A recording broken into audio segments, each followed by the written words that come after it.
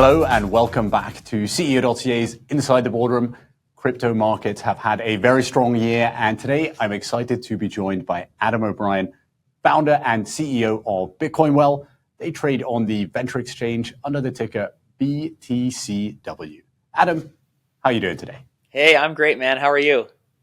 I'm doing pretty well.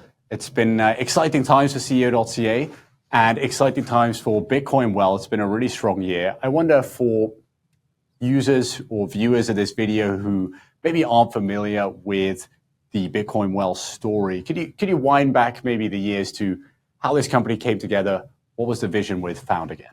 BitcoinWell has always been about making Bitcoin accessible, or at least making Bitcoin easier as a blanket. A couple of years ago, we really refined that as a mission to enable independence. And we do that by making it easy to use Bitcoin in self-custody. Self-custody means your personal wallet, not somebody else's wallet, not Bitcoin sitting on some exchange or in an ETF.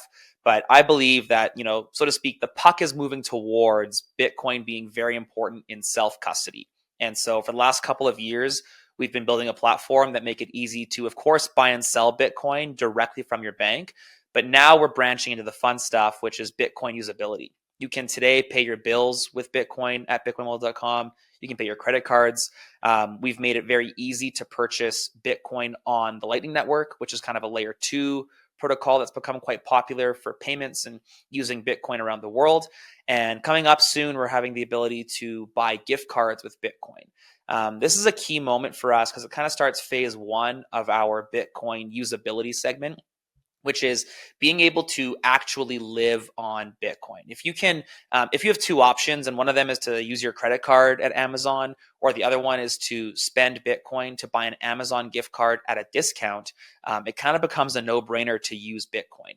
And this kind of starts our iteration towards becoming more of a financial network that uses Bitcoin in self-custody, not so much just another exchange that has, a pile of tokens and kind of enables the buy and sell. Personally, I believe that in 10 years, the buying and selling of Bitcoin will be obsolete because people will be able to actually earn Bitcoin. People will be able to use Bitcoin in their daily lives. And that's the direction that we're heading. We're looking to become really the financial service company for people who have Bitcoin in self-custody, which I believe is going to be the largest growing segment of finance for the next decade or two. Fantastic. Well, an incredible summary and quite the journey to date. There's a lot of points I want to pick up on there. I think let's start with self-custody. For perhaps a newbie Bitcoin enthusiast, somebody who's looking to maybe acquire some Bitcoin or get exposure to the crypto market. What's the significance of self-custody, especially as you mentioned, compared to ETFs? That was a big catalyst and a big update, having spot ETFs this year.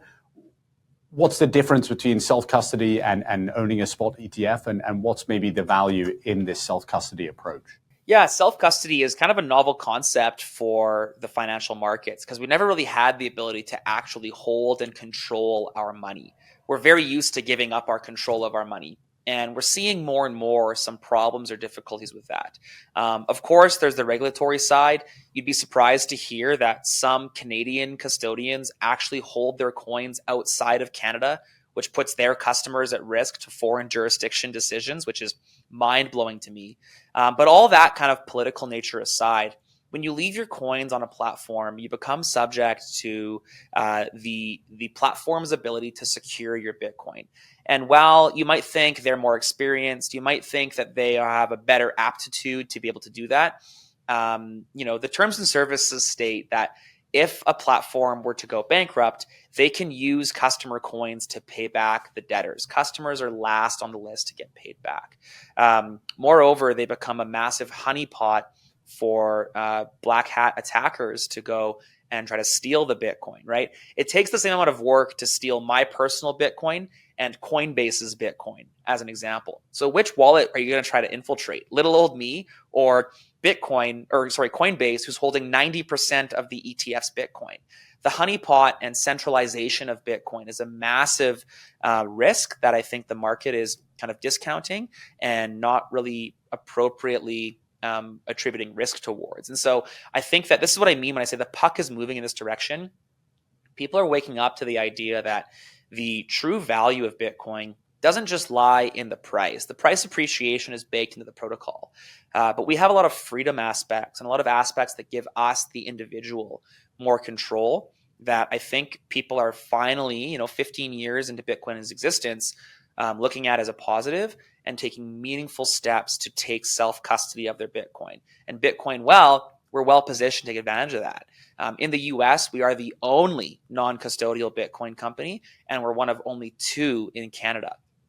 So I think that we're well positioned to really see where the puck is going, so to speak, really see where the market is moving, where the Bitcoin adoption and Bitcoin trends are heading towards, and capitalize on this incredible kind of innovation in finance. Yeah, I mean, you used that analogy a couple of times there in terms of seeing which direction the puck is moving. Quite a Canadian analogy. Obviously, Bitcoin, Canadian company. Can you speak to maybe the regulatory environment here? Why is Canada a good place to be, running a company like yours? Yeah, that's a really interesting, and it kind of comes with a bunch of different perspectives and frankly emotions. Canadians have been subject to a banking monopoly unlike any other free market that exists in the world. We have a very limited number of banks who have a high level of power, and we're seeing more and more these banking oligarchies take advantage of the individuals that use their platforms.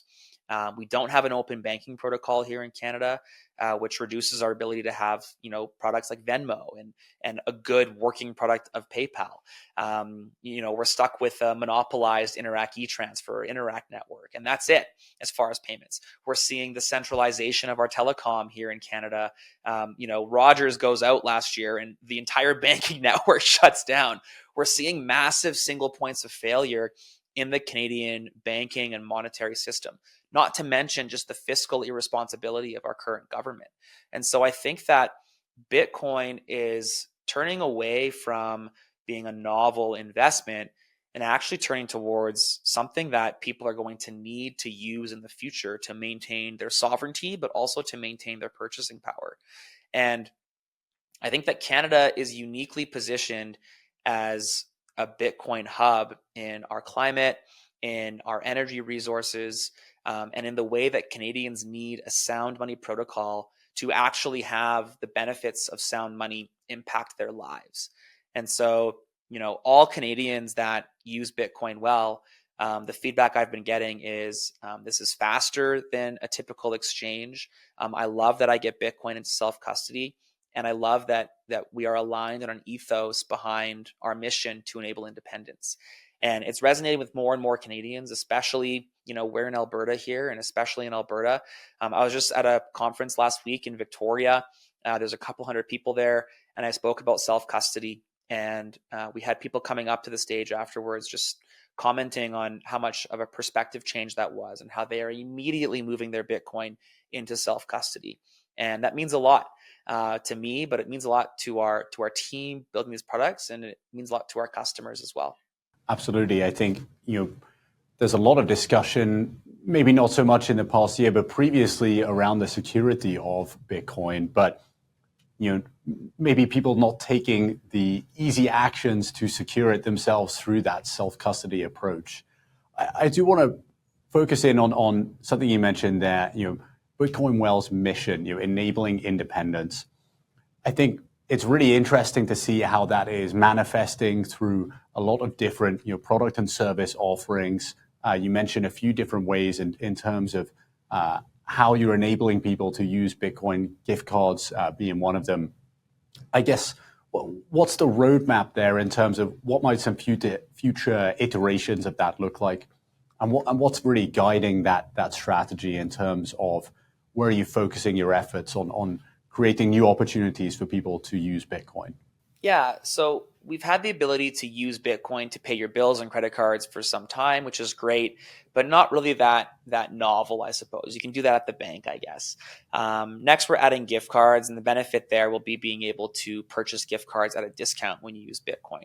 After that, though, we're going to be looking quite heavily at integrating Canadian and American insured bank accounts.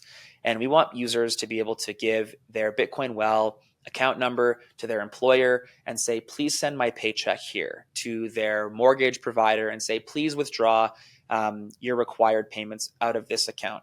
Basically creating fiat accounts that our customers can utilize to seamlessly go in and out of Bitcoin.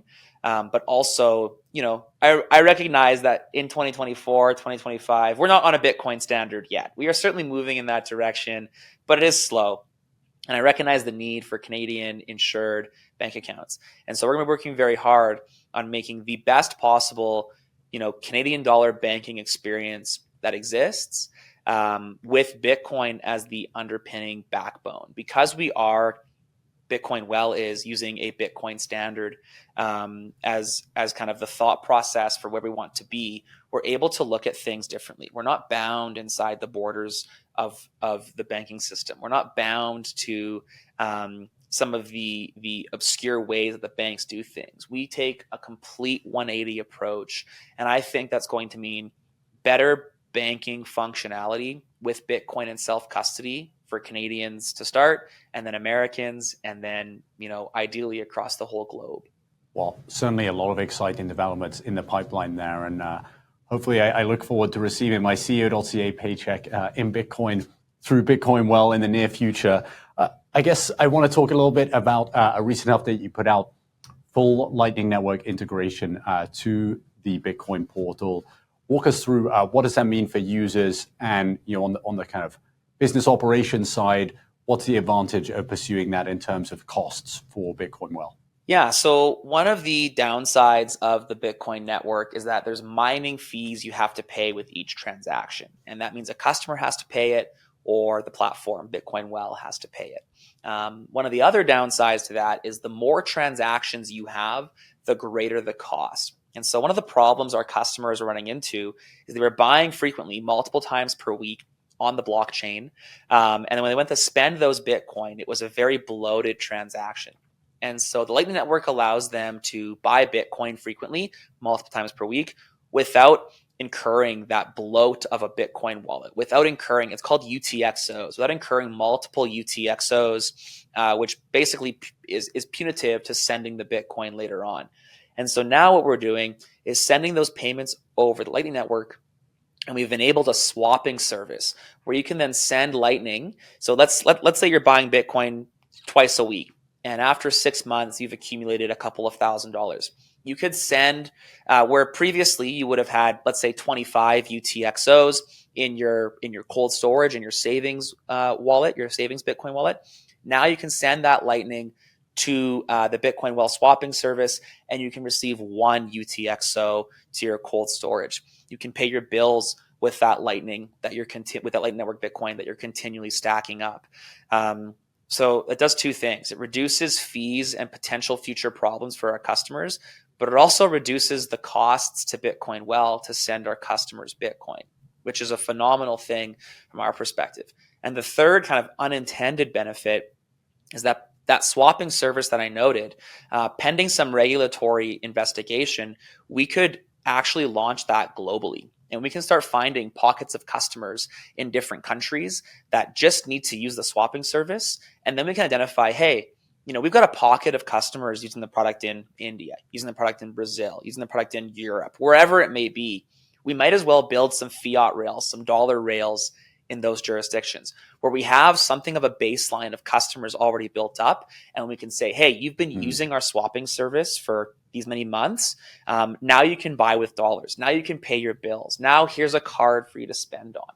And it kind of creates a way that we can have a way to grow the portal while also finding the jurisdictions to expand into next. No, very interesting. And I guess a good segue into my next question in terms of that seems like a very smart way to discover where some of that global growth might lie.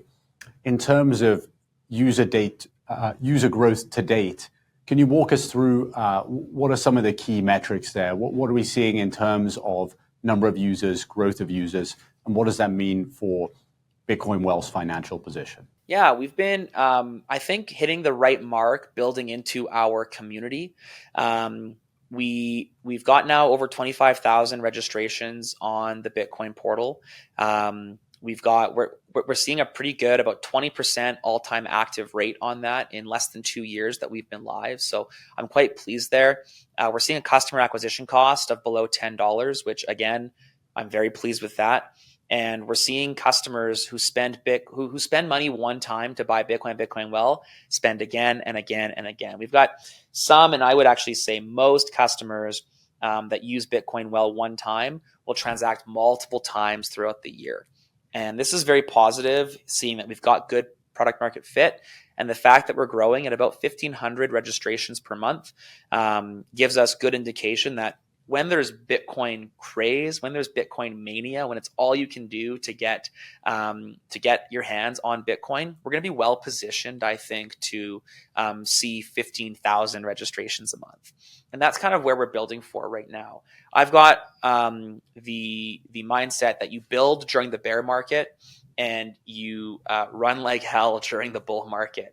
And we're just exiting this bear market where we've built an incredible platform that's seeing amazing product stickiness, but also product market fit. And when the bulls come and when Bitcoin's seeing these 15% daily increases, and there's a bunch of, there's 100x the new attention onto Bitcoin, I believe Bitcoin Well is really well positioned to capture that audience, give them a product that's easy to use, that's safer to use, that's affordable to use, and ultimately become their home for everything Bitcoin. Excellent. Well, Adam, just to wrap up, would love to hear, in your view, what are some of the catalysts, obviously for the Bitcoin or crypto markets?